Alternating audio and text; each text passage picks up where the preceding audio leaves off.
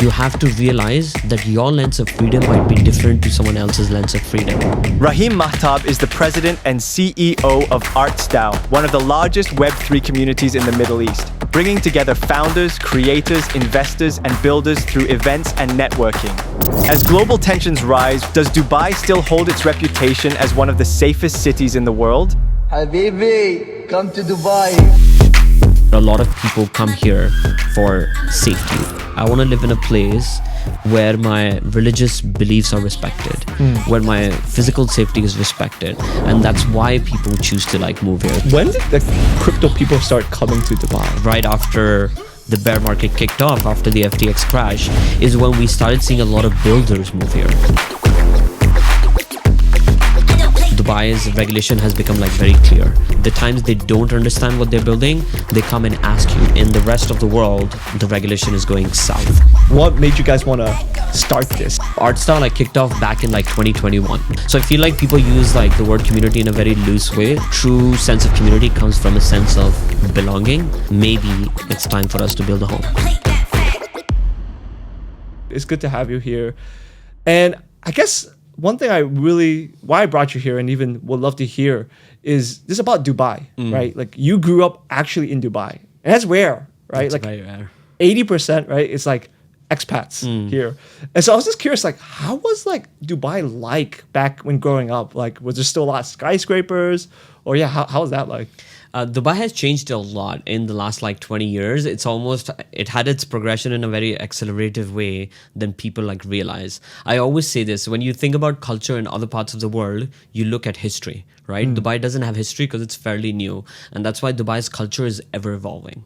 Every few years, you'll see there's a whole influx of new things. Something as small as the coffee culture in Dubai blew up in the last decade. It wasn't that big of a thing before. Now you go to certain places, you see a lot more languages, and they keep on adding every few years. I think in the last couple of years, we've started seeing Russian written in no or on signages. And this is again because we are getting a lot of people from that part of the world. So Dubai's culture is ever evolving, and having seen that, no, we did not have skyscrapers 20 years ago, 20, 25 years ago, but seeing that build from the ground up, for us to live in a part of the world where biologically we were not designed to survive is a magical feat. So I think growing up, I was always in a state of awe. I've lived here even till date. When I look at the Burj Khalifa, I'm still in awe. I'm it's insane that we built this out of our own hands. So it's been fun. It's been nice. It's been inspiring to, I guess, in some ways, grow up here. Yeah. Did you ever imagine growing up that Dubai would become like this, with all these skyscrapers, the tallest building in the world and stuff like that? Or not really. I think it's always kind of hard because I don't think there's a benchmark like that anywhere else. It's there are very less examples of newer cities and newer countries. UAE is 54 years old. So I feel it's very hard to see that. However, I think the one thing that we were always used to is just seeing an influx of people from different cultures come here early. When I was in the 4th grade, people are still shocked because I can speak a fair amount of Tagalog, the language they speak in Philippines. I know songs in their language. Yeah. I know some songs. I know some languages, but it's because during that phase of my life, when I was in the 4th grade, there were a lot of people from Philippines that moved to Dubai. So now it's part of Dubai culture, Is it to work? Yes, a lot of people from different parts of Asia, from different parts of South Asia end up coming to Dubai for work, for finding opportunities. So we just essentially infuse into a culture altogether. Yeah. Definitely the first time I was in Dubai, I didn't know there was that many Filipinos here.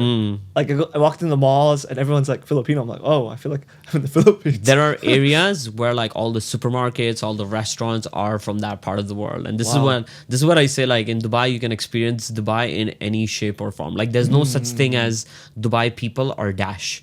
Because if you want to live amongst or be around people who are builders in the region, you can find them. If you're into conservative culture, you can find that. If you're into conservative Arab culture, there's a pocket for that. If you're looking for people from the Philippines, from India, I feel you can experience Dubai in various different forms based on who you surround yourself with and what part of Dubai you're in. Yeah. I even talked to someone, I think she was a student here, and she's Chinese from China, and she was telling me, there's Chinese supermarkets here, and I was really? It's yeah, they sell all kinds of meats and stuff like that, even the ones that people usually don't eat here.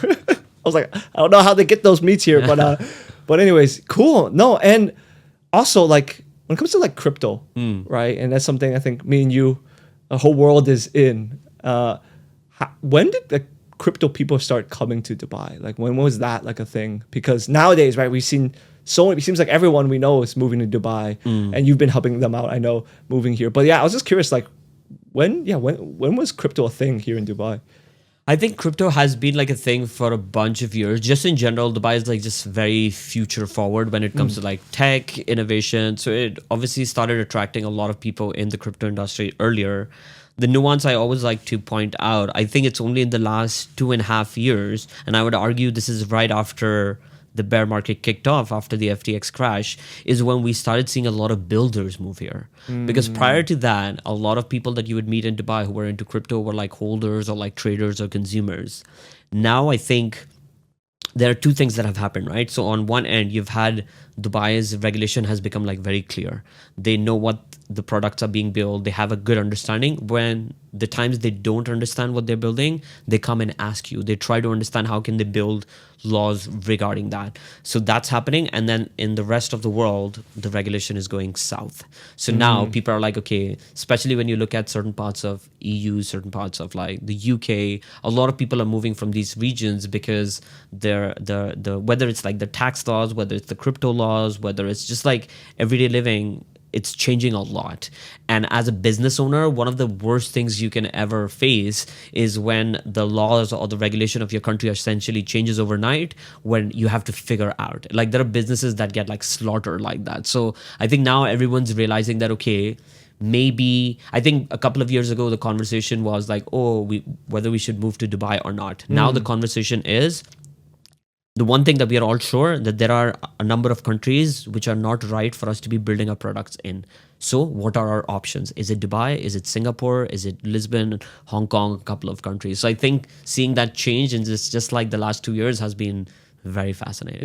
Yeah, especially the last 2 years. I feel like a lot of people, I mean, Token, right? One of the biggest crypto conferences moved here 2 years ago, right? And all that. And yeah, definitely seems a lot. But then there's also a flip side too, right? Where some people, and we've talked about this, saying, oh, Dubai's not all that great, right? And there's always pros and cons, but like saying like about like the workers here, like they're forced against their will. And yeah, what would you say for that? Like, yeah, I think this is something like, as someone who was born and raised here, I've realized that a lot of people don't understand the nuance when you are coming from a different part of the world.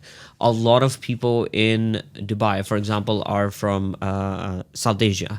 A lot of people, they come and they find jobs because what people don't realize, especially from the West, is people come from countries where the working conditions are awful. The pay scale is awful. The political system is awful. And this is why they choose to move here. Like the law of the land has always been like, you just don't get like citizenship like overnight or whatever. Like the whole ecosystem doesn't work like how you can get citizenships in different parts of the world. So when the people come here, they choose to come here, especially where it's geographically located, right? It's 3 hours away from a lot of South Asian countries. So I feel like it's one of those things that people don't realize, that a lot of people come here for safety. When you come from a country or any city for that matter, where safety is like a big conversation, then your biggest, before like even thinking about what is the culture, what is the food, you're like, okay, I want to live in a place where my religious beliefs are respected, where my physical safety is respected.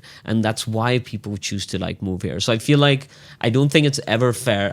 This doesn't even have to be about Dubai. I think this goes with everywhere. Yeah. I don't think people should have the right to take decision on other people's behalf. Ask people why they move here. Try to understand it from them. Or sometimes your perception of what culture is, what freedom is, what XYZ is could be very wrong because you're looking at it from a very different lens than someone might be looking at it locally in that part of the world. Yeah. It's interesting you say that because last time I was here, I was talking to a Kareem driver and I said, oh, where are you from? He's like, oh, I think he's like Bangladesh. And I remember asking him, I was like, do you like being in Dubai? And he's like, yeah, it's not bad. I make money. I send it back home and stuff like that. And it's kind of what you were saying, right? Like some people say like, yeah, it's better like he even told me, he's like, it's better to make money here than back home because you know, the political instability and stuff like that. And I think sometimes I'm gonna be honest too, right? For someone who's like cross-cultural, right? Like my nationality is American, but I'm ethnically Chinese, right? I sometimes I do say, like, for some people that never been the other side of the world, they always have that perspective. Oh, this is like bad, or this is right. It's always like I think I think the conversation is we should be more like open-minded and trying to understand culture and nuances from the people who are living there. Like I always say, I'll give you like a small example. One of the conversations that I would argue should be important whenever you're choosing to live in a city or country is freedom. However, you have to realize that your lens of freedom might be different to someone else's lens of freedom. For someone who grew up, and again, this is not to say that someone else's lens is wrong or whatever. To me, freedom should always, like the two most important things that should come for me personally when it comes to freedom is safety and healthcare. Like I feel like if you don't have those things, I don't know if like I would call it like a free of like freedom in that lens. And you're stuff. scared to just walk out your house. Yeah. What freedom is that? I'm like, I know people have like a different lens. Some people look at freedom from a political standpoint. Some people look at it from like a different expression standpoint. And I would actually go and argue, I don't think anyone's wrong. I just think everyone has a different lens for it. A lot of people come from different parts of the world. My family moved here from India in the 80s. Their lens of freedom is obviously very different. So I think that nuance is very important, that I feel like gets lost a lot when you don't realize that, oh, my definition of freedom maybe is not the same definition of freedom for you. Yeah. You know, that's kind of true because like I have an aunt, she lives in California. She's scared to even go get groceries. Her car broken into, stuff like that. And I remember my dad talking about like, how's that freedom, like living in, yes, a free country, but like being afraid to do things. Now there's a trade-off, right? Because there's no, you don't vote for your leader. Your leader is the king, right? And stuff like that. But sometimes there's a good way where if it's a good person, you know, make it safe, strict laws here, right? Which sometimes I'm like, yo, if they had the laws like they have here in the US, I think we criminals would think twice about doing this. Same with Singapore, right? Like that one time that American kid like graffitied a car, right? And then there was a huge incident. They're like, "Yo, we're gonna beat him. We're gonna beat him." And it's like, "No, don't do it." But anyways, yeah, I think like the law. I actually am not as maxi decentralization as people believe and stuff, because I do think there are elements like centralization like helps a lot. I think like the way this city and country works is a great example of it. Like it's why the place is like safer. There are like certain rules and regulation. And the thing is, just blanket, like you don't have to agree with them, but that's the beauty. Like no one's forcing any one of us to be here. You have the ability, like you said, like 92% of Dubai's population is not from here. They choose to come here and stuff. So if there are certain things that don't align with like your values, all the things that you want, that's completely okay, then you don't have to be here. But I think it has like a set of rules, and I think this goes same for Singapore. You have a set of rules. If you abide by them, you're more than welcome to come. You're more than welcome to make it home. If it's not, then it's completely fine. But yeah, being honest with yourself, what that means is probably an important conversation to have. Yeah, definitely. And I feel like on recent years, right? Or not recent years, recent months, years, like you've been really like building this Arts Dao thing, like this Web3 crypto Soho house, right? And I think a couple of nights ago, I was talking to Julia, right? And saying like, there's actually not that kind of stuff in Dubai, right? Which is kind of surprisingly, because I feel like Dubai is like all the crypto people, but like, yeah, I was just curious, like what made you guys want to start this, like create this Soho house and stuff like that? So there are, just like speaking on like private clubs in general, there are a few private clubs there. We have like the Arts Club, we have Capital Club, there are a bunch of them.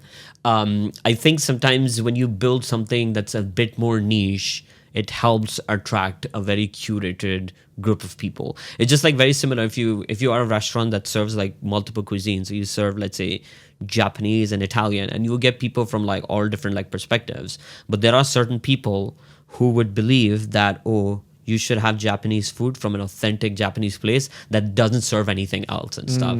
So I think, and this applies to like music, this applies to like cinema. There are directors who only like to film one particular type of movies, right? So I think this like idea of like niche communities, niche ecosystems has a lot of value in it, and seeing just going back to earlier what you were saying, that there are so many people moving to Dubai, and these are people from like different time periods in their life. Some are in their 20s, some are in their 30s, some are in their 50s, some are coming here to blow up their businesses, and some people are coming here to find a home with their partner, with their kids. So I think Dubai needed a place that's a bit more like niche, and I think because we've always focused on like the Web3 centric side of people, so that's why we decided to focus completely on that side of things. This side of things, yeah. And how are things like building it? Like, how's that been, the process? And it's been super fun. Like, I feel like so Arts Dao like kicked off back in like 2021. Like, this is way before NFT NYC was a thing, A-Fest was a thing. Like, NFT events did not exist back then and stuff. We were like some of the first ones in the world to be doing it, and we were doing events with Gary Vee, with the Doodles first event was done with us, the Artifacts first event was done with us. So the thing what people don't realize is when it comes to like community building, because we've built this community IRL in Dubai for the last like 4 years, there's a big nuance in that, because I feel like in our industry, when people talk about community, they talk about it horizontally but not like vertically. You can argue, for example, that everyone who is like, let's say from Austin in Dubai, that they're part of like the Austin Dubai community and stuff. Sure, you can use that to categorize people, but what does that mean? Like, you know, does it have any depth to it? So I feel like people use like the word community in a very loose way. However, like when you're doing it on like a very regular basis for 4 years, I've always said that a lot of people in our communities, not only do they know that what everyone else is building, but they would know what their dogs' names are or what their kids' names are. That type of conversation takes time. It doesn't come from transactional conversation. It doesn't come from like business conversations. And I think a true sense of community comes from a sense of belonging. If you're really talking about like what a community like really means. And our whole thing has been that, okay, if for the last 4 years we've built a community in Dubai, maybe it's time for us to build a home. And that's why we started Clubhouse, the Arts Dao Clubhouse. Yeah. And going back to even 2021, were you guys more focused on like art itself than NFTs? Or was it always like a NFT, Web3 kind of like community and stuff like that? It spawned out of the NFT space. So it started from me and my co-founder actually meeting by chance, because we both were bidding for the same art piece online. We didn't know each other.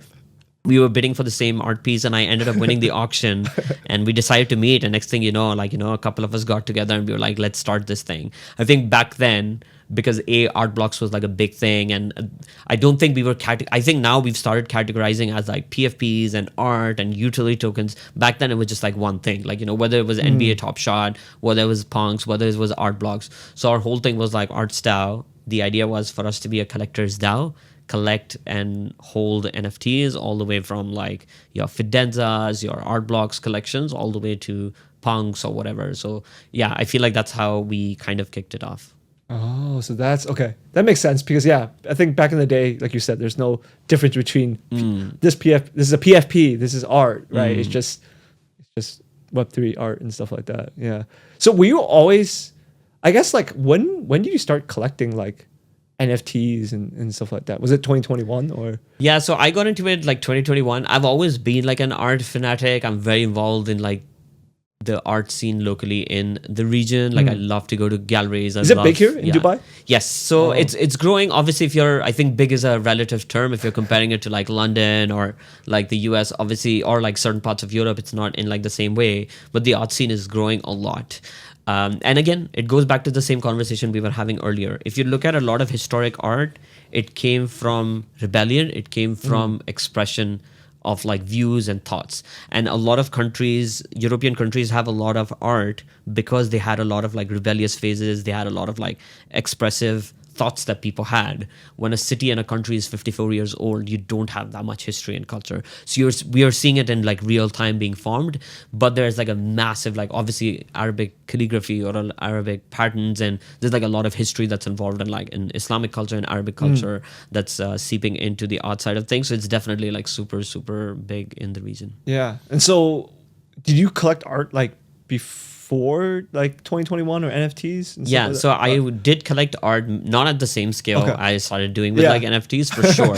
I think back then it was mostly B for enjoyment purposes. Oh. And when it comes to enjoyment, not to say that I wasn't buying stuff in the NFT space as for enjoyment purposes, but it's like your risk capital is a lot different when you're buying something as an investment and something you like versus you're buying something just because you like it and you're like, you know what, I'm not even thinking about ever selling it, so I'm just buying it Right. because I love the artist, I love the story, I love the narrative. So that's the type of art I guess I bought before. Oh, nice. And speaking of art, right? Used to be, I think I saw somewhere or another podcast, you used to do photography before all this NFT stuff like that. Is that what you, I guess, studied in university too? Like art, or photography or theater or... My what I studied in university is completely opposite. Oh, is it really? And if you don't know this is going to blow your mind. Is it medicine, law, engineer? Kind of. You're kind of a typical close. Asian. Yeah. So I did. I have like a major in forensic sciences and molecular biology. So that was my background. So I did that for like a couple of years, and then I decided that creativity was like a big part of my life. I've always been into like music, dance, art, and I was like, you know what, like this was something always I wanted to pursue.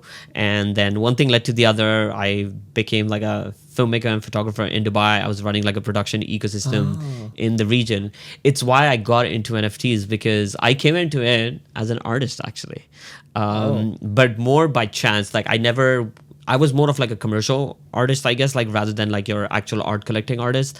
But I had a friend of mine who sent me a moon cat in 2021, and he's like, if this can sell for a couple of $1,000s, I'm sure some of your stuff that you used to do for fun has some value. And I was at the right place at the right time. I was dabbling a bit in like, you know, NBA Top Shot and all these other things. But like around February, this is right around the whole Beeple sale, I ended up putting out my artworks, and for some reason people wanted to like buy it, and then like everything kicked off from there. So I actually came into the space as an artist. Wow. And were you okay with the concept of selling your art digitally on the blockchain, or did it take some time to? Because for me, like when I heard about the apes, I'm like, why would someone spend thousands of dollars to buy this? Now, obviously, I'm that's what I'm doing. But before, was there any hesitation, or were you always like, yo, digital art? It makes sense. Yeah, that's a great question. I don't think I ever had hesitation, or I ever thought like this whole ecosystem doesn't make sense to me. The reason being is there were like a couple of ideas that kind of touched on my personal beliefs. For example, I used to have a band like everyone does in like the high school and college, and we had like a song that we put out like on YouTube many moons ago. And till date, what I do is every few weeks I go and I look at the analytics of like who's heard it from what part of the world. And the reason I do this is I always used to preach this idea that everyone should put their form of art on the internet, because it propagates this idea that you've immortalized yourself on a piece of technology, that even after I die, the song is going to exist and people are going to listen to it. And I like the idea of that a lot. So when I heard about like people buying like, you know, like these sports cards or like these JPEGs, and like this could be like immutable and like it lives forever, like that idea appealed to me a lot. And I've always been like very futuristic. So to me, I was never like, oh, wow. Like, I don't think the argument of people buy Pokemon cards, and you could argue they're just like pieces of cardboard and stuff. So cardboard versus blockchain is just like a vessel, but the idea is similar. So I don't think I ever had hesitations when it came to that. Yeah, you don't seem like a person, like I even think of, like that would say like, yes, digital art is not good. Maybe because when I met you, you're already like the ape, all into NFTs. But when it comes to paper, apparently, Spencer, I can tell you a whole hour of Spencer from Moonbirds about paper. Of course. Creating paper. Oh yes, of course. It's like this paper that I had no idea. But so you never like pursued your career in that, your degree, huh? Molecular biology. I did actually. Oh, you did? Okay. I did. So I used to work with the Dubai police for a bit. Oh. And then, when I decided to step away from the forensics career, but I still wanted to be in the science field, I worked in a perfume company as a lab analyst and stuff. So I did practice science. I did like live around that area for like a couple of years. But then, I guess in general, I'm like someone who enjoys doing like a lot of stuff, and creativity was always a very big aspect of my life. And I think I didn't like the idea that people would try to box me in one way or the other, because usually like the world is, people like to put them either your left brain or right brain. And I always felt that I was just as much left brain as I was right brain. So I was like, you know what, maybe it's time to pursue creativity. Yeah, that's perfect for crypto, because I feel like in crypto, people's attention spans and concentrations like everywhere. Everyone, I feel like, in crypto works like 2 or 3 jobs. Mm. Like I do this. Like I used to work like 3 jobs last year, doing this, doing that, and yeah, it's funny. But yeah, I mean, so we were just in Binance Blockchain Week, right? How's that for you? Like you've been there last year, right? Like, yeah, what were your thoughts about like the industry as a whole being at Binance Blockchain Week? I know there's Solana Breakpoint still. We're still gonna go to next week, but yeah, I was just curious. Like, what are your thoughts about it? I'm a big advocate of just like, I'm not even talking about the side events, but go to these like main events, or at least try to get yourself into it, because you will come across a group of people, or rather like the energy that you will not get to experience somewhere else. Yeah. I'll give you like a small example. When Michael Saylor came on stage 2 days ago, it was a sight to witness. We all were like doing our own thing. Everyone was talking amongst themselves. And the moment he stepped on stage, everyone got up, everyone clapped, everyone was like cheering. And I was really? like, it was such a beautiful moment, because in some ways I was like, yes, like, you know, like he is kind of like a big deal in our industry. However, you don't see that energy on, let's say, like Twitter, which is where like most of our industry lives, because for some reason everyone's staring him down, like they're rooting for him to fail on Twitter, which I don't really get, because if anything, like that's bad for the entire industry. I just think like going to IRL events, it really puts perspective into your head about how big crypto is and how much of a bubble you are in when you're on like an online app or whatever. Like, especially when it comes to something like Binance Week, because it has such a big influx of like the Asia community, which you don't see. A lot of like CT is still very focused on the Western side of the world. So you don't come across this. And this was my same thing when you go to like Singapore, you come across events or ecosystems, and this is not even just about like Asia. You'll see the same thing in like Latin America. Like there are like a lot of people building stuff in Brazil, in Argentina. Now everyone knows about Argentina because the DEFCON happened there. But I feel like a lot of people, just in the same way, a lot of people didn't even realize like Dubai's potential until like only 2 years ago, because they were again like, oh, it's like some place in like the Middle East and stuff. So I think like, to me, these events just gives you perspective. It also, I think, opens a lot of opportunities for a lot of people. I think you should like go to these events, figure out that, oh, if you are someone who's very much aware of the internet culture part of like crypto, and you realize these people are missing that, you have a very big advantage. And if you're able to be at the center of both, which I would argue Dubai gives you a great position to be in, the number of doors that open for you is exponential, because the category of people who fall into that Venn diagram is very tiny. Yeah. And also, speaking of Dubai, right? And something that I learned during Binance Blockchain Week, there's a lot of Binance people here in Dubai, you know, and yeah, it's cool to see. But how is the vibe like compared to like other crypto conferences, you would say? I think the vibe is very energetic. I just think what Binance has done a fantastic job. And I was thinking about it, I was reflecting on it a lot yesterday, is the way they've built like this cult-like community. It's just like insane to think. It's very CZ, hard to, man, is like a god. yeah, it's very hard to build that for like an exchange, for like a product, like, you know, it's like a tech product and a stuff. trading platform. Yeah, when you say something as like, you know, like a pudgy penguin, like that's different, because you're forming an identity around it. It's a character, you write stories. If you think about Pokemon, or you think about like Disney, there are stories, and that's why people have emotional connections to it. You don't have emotional connections to a bank. When did that happen and stuff and everything? Do you see people being on the street wearing like Morgan Chase like outfits and stuff? You just don't see that. And I think there's something to be studied, the way like everyone's wearing the merch, and not just like, oh, I just got a t-shirt and it says Binance on it. Like nice conceptual merch, nice products being made. It's insane. And it's important to observe that, because it's just like, it actually questions your argument that, okay, how do you build a community around an exchange or a product that is a very financially driven ecosystem? So I thought that was a very fascinating thing to observe, I guess, this time for me. I feel like that's crypto in general, in a way where like we mentioned communities, right? With Arts Dao, is you can build cult-like followings in Web3, in crypto. Like you said, right? Like there's nothing in Web2 that's, you're not gonna love your bank, right? Or the founder and CEO. Like yesterday, people waited an hour to take a picture with CZ. Like even I didn't have that patience. It is very funny. I'm gonna tell you a story. You might not know about this because I haven't like publicly talked about this as much. But for this year's A Fest, I got my first ever tattoo on my thigh, which is like a small Bored Ape logo. And the funniest thing is, when I got that tattooed, I was speaking to someone from the team who also got one, and he was telling me how he struggled to explain to the tattoo artist that he was getting his company's logo, and she was like, "But why? You work for the company and stuff, because you would never get a UPS logo, you would never get like an Emirates logo Unless you're on really your drunk. this thing. Unless you're really drunk. Unless you're really drunk. And just to give you a sense of like that culture, Yeah. the moment I got that, I got added to a chat, which is called the Bored Ape like tattoo chat or something and stuff, which only has people who've gotten like Bored Ape related tattoos. There's a chat for that. This type of culture just like doesn't exist because it goes back to the core thing, which has been like a big principle for us at Arts Dao, is building a sense of belonging. At the end of the day, this is like our most human Yeah. thing. If you look at Maslow's hierarchy, after your need for like food and shelter, the thing that you're looking for is a community-driven sense of belonging.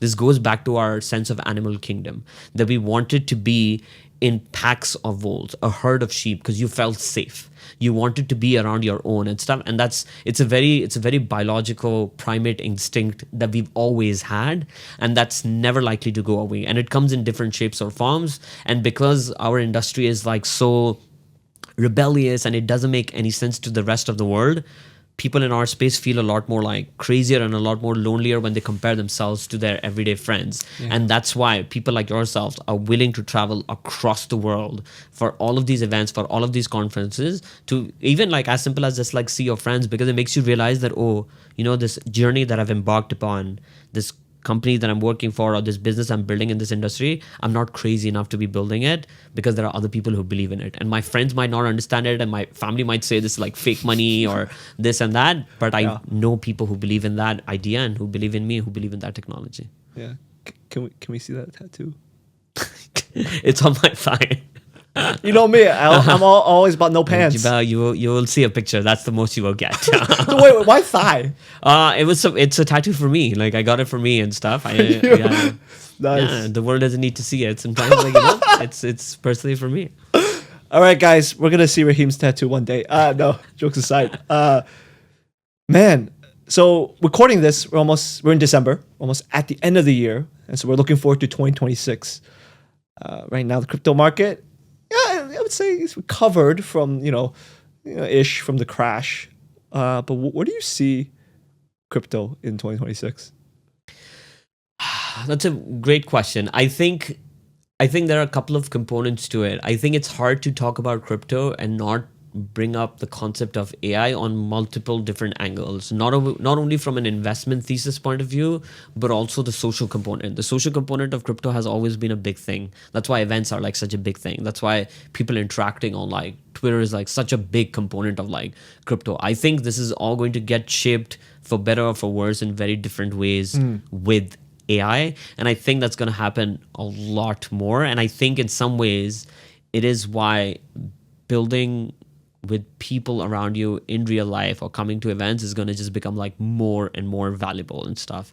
I do think this whole idea of like a 4-year cycle is definitely out the window and stuff. I don't. We were at the Tom Lee talk. He mentioned that too, right? And I think like there's enough arguments to be made when you have big institutions who've gotten in a lot of assets over the decades and stuff, and how they've performed. So I definitely subscribe to that idea. I don't think we are in the 4-year cycle anymore. There is a big conversation for us to have about that. Oh, what products are we building, and how much of a product market fit is there? My hot take is that if prediction markets existed at the same scale in 2021, they did, but they didn't have the same attention for whatever reason. Even though I love NFTs, I have a strong feeling that NFTs would have not been a thing in the same way, because a lot of retail got into it for making money reasons, right? Whether it was alts, whether it was NFTs. But if you were able to get into prediction markets and being like, oh, let me bet on NFL, or let me bet on F1 or Taylor Swift's new album, where you actually have a better edge, why wouldn't you have done that then, rather than just like minting random new IPs that there's no story, there's no lore? The thing we don't talk about in the NFT space is we created collectibles out of thin air. That doesn't happen in the traditional world. Like Marvel didn't create comics to make collectibles. They created comics to build stories. The stories became such a big emotional part of people's lives that they were like, I want to collect them. We did everything reverse. We tried to create collectibles first, and now we're struggling to create lores and stories and stuff and everything. So I definitely think, anyways, I guess like I'm straying away from the question, but I do think like crypto changes a lot moving in the future, I definitely think IRL concepts, IRL communities will become like way bigger and way more valuable. I think a lot of like digital products will, especially with like this rise of AI and the internet debt theory, is becoming a real thing. Now you don't know. One of the worst things is when you're having an argument with someone and halfway in the argument you realize, oh, this is not a real person. It's happened to me a couple of times, and now you're like, oh yeah, and you're like, oh my god, why am I getting so emotionally riled up?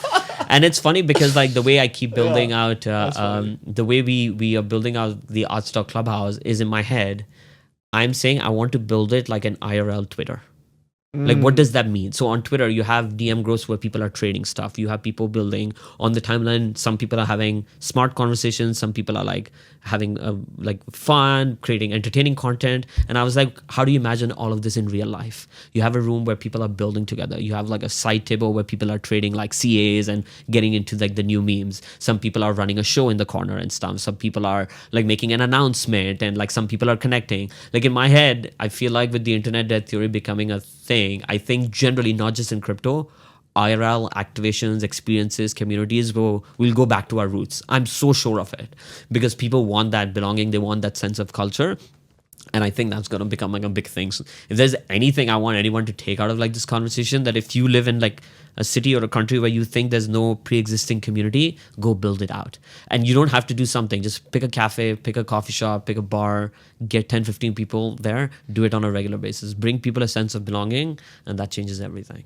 The belonging thing, especially in today's society where everyone's just online, right? We're so connected, but not connected at all, right? And I feel like even the younger generation are more, I think it's like Gen Alpha, even Z now are like, yo, we want to be out to experience things, right? That's why I think, I don't know about you, I feel like there's every week there's like a rave somewhere in the world that's huge, right? People want that sense of community and belonging, especially even with our crypto conferences. Again, there's like, I feel like conferences almost every week somewhere around the world, right? Yeah. And that's something that, it's cool. Because before everyone's like, oh, everyone's remote, no one wants to gather. And then COVID happened. We're like, yo, we kind of miss people and stuff like that, right? Yeah, no, you're spot on. I think, and just goes back to the same thing. We are social beings. You can't get away from your primordial instinct. And that's why it's always like a hard thing to kind of maneuver around it, which is why sense of community, Maslow's hierarchy, everything that points out is super important. And I think communities will always be at the center of it. You're seeing Web2 businesses get into it. You're seeing in the music industry, people are building this concept of super fans. That, okay, if Coldplay has like And only 200 wow. if Coldplay has 200 million fans, out of those 200 million fans, maybe there are certain fans that travel around the world to see them at every show. They buy every piece of merch, they buy every music CD, every vinyl. They are super fans. How do you separate the super fans from the rest of the audience? Because the super fans are probably going to be the people that bring like the most amount of like value to them, right? Like you, in some ways, you're a super fan for the Pudgy Penguin ecosystem. This is why we have this character sitting on that table and stuff. And it is very important for ecosystems to separate the consumer audience from the super fan audience. So it's the same. It's the community thing that everyone's building in the broader world as well. Yeah, amazing. So I know we're about to close out this podcast, but Arts Dao, when can we expect it to be, I was about to say live, be opened or live. I'm so used to saying live. When's it live? When's it launching? TGG? No TG. Okay, Arts Dao. Not that I know of. Okay, guys, don't think. But yeah, when can we expect it to be open? So the clubhouse is expected to be live in Q1 of next year. Okay. So fingers crossed for people who will be visiting for Token 2049 next year, that you will get to experience what the clubhouse is going to be like. And the clubhouse is like, if you just like think about a place of, okay, what would be a place that would turn it into a home? That's the lens we are building it from. So there's like a restaurant and cafe there. So that's where like, you can start your mornings, you meet the people, you have meetings with them, you discuss ideas, or you just like catch up with like friends and stuff. They're like rooms for you to like brainstorm, where like, you can watch like a football match together. You can listen to like a podcast together, do corporate trainings, but then you can also go and like work together. Like there's like a massive co-working space as well, but it's designed in like a very lounge style. Like it needs to have like a lifestyle element for it. Like going back to the same thing is, I think our goal is to bring a more holistic experience to everyone's lives. I know it sounds like a very a big statement to Conceptual, make. yeah. Yeah, but it's like, yeah, just because like, you're building in Web3, that's not the only defining thing about you, right? Like Chin, sure, he's working in crypto, but he might be into like food. He might be into gardening. He might be into like sports. And we want to enrich all those parts of everyone's lives, because when you come to a new country, new city, you don't have your family, you don't have your friends, and we want to fill that gap. Arts Dao has always done that. I always say one of the most prized things that I felt like our community has done is there are multiple people that have gotten married within the community.